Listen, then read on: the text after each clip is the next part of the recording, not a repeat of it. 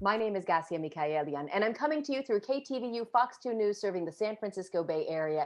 Today, I'm so happy to welcome Dr. Margaret Cochran, mental health expert, to our discussion about preserving personal relationships in a time of COVID. Thanks for being with us. Oh, thanks for having me. Now, we have to say everything we're about to talk about has to be done under the umbrella of safety. If you are living in a part of the Yeah. country where you are not allowed to go and take a socially distanced walk with your neighbor, don't do it. That having been said, some closeness, be it mental or social or emotional, can be very, very helpful. Absolutely. It's really important. One of the things that we're all struggling with right now is a lack of touch. We're used to hugging and touching each other's backs or shoulders in consolation of some kind, and that causes us to release a hormone called oxytocin. And oxytocin is the bonding hormone. We release that when we have children, when we breastfeed, when we make love. It's all oxytocin, and we are hungry for that right now. So that's part of people's distress and dismay. It's very calming, oxytocin. That and carbohydrates, which is why people are eating lots of carbohydrates right now. Right. Tell me about it. All right. So let's talk about making that contact. I assume it can be a text, it can be a phone call. What are some of the most effective ways to reach out and let someone know, hey, I saw this funny meme and I thought of you? Well, texting, phone calls, emails, all fantastic. But what is really meaningful is to write someone a letter and send it USPS or snail mail, as people often call it. The reason why is they have something to keep. They have something to reread. They have something to look at. And especially if it can be newsy and all that, but if you put something in there about, I value you, you really matter to me, I'm thinking about you, and I hope to hear from you soon because you really count, makes all the difference. It's interesting. I forced my boys to write little thank you notes to my parents after they gave them something small over the holidays. And my mom actually wrote a thank you note back to my sons. And my sons Yeah. read it and they were ready to toss it. And I said, actually, let's hold on to those, because I realized really how rare it is now to have someone else's thoughts in handwriting. Because I text with my mom, we email, but that's nothing you're going to, tuck and save under the pillow. That's right. Those written communications are very important. And it is not uncommon when someone passes that we find cards and letters and pictures that children have drawn, people that they love, because they go back to those things. Those are truly, truly the treasures of life. Yeah. Yeah, no, I'll hold on to them forever. Let's talk a little bit more about personal relationships. For those people who say, look, and this was me earlier in the pandemic, I am fine. I will rejoin my work group when I am back in the office. I will see those moms at school when we are all back in the classroom. I'm good with my own little nuclear family. Why is that not always the best road to start on? Well, good point. It's important to recognize that there's no one person or particular group that will meet all your emotional needs.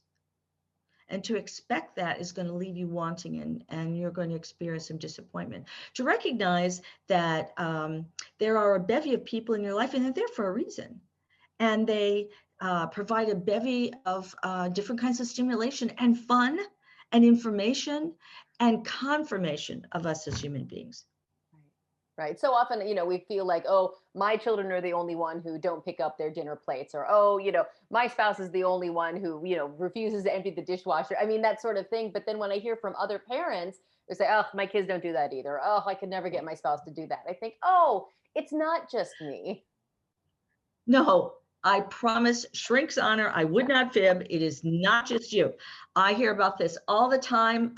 People who love their children dearly and are considering locking them in closets because they're so frustrated, who love their spouses dearly and have had fantasies about just gently taking a pillow in the night and putting it, that kind of thing. They're all joking, of course, but the idea is that there is a lot of frustration in being in close quarters. And when people feel bad, kids tend to not like to do chores in general. But when they're bummed out, when they're tired, when they're sick of it all, they're more apt to fuss and push back. And that's where we come back to that idea of you got to cut yourself a big old piece of slack here. The dishes will get done one way or the other. And when you encounter resistance, it's important to stop action. And a lot of parents have been telling me, I find myself yelling and screaming at my kids in ways I didn't before COVID. When that frustration comes, it's time to stop action, sit down with your little one or your teenager and just have a conversation. So tell me, what's going on with the dishes right now? How come you don't want to put them in the dishwasher? Well, I don't like it. Well, I don't blame you. I don't like it either. So maybe we do it together.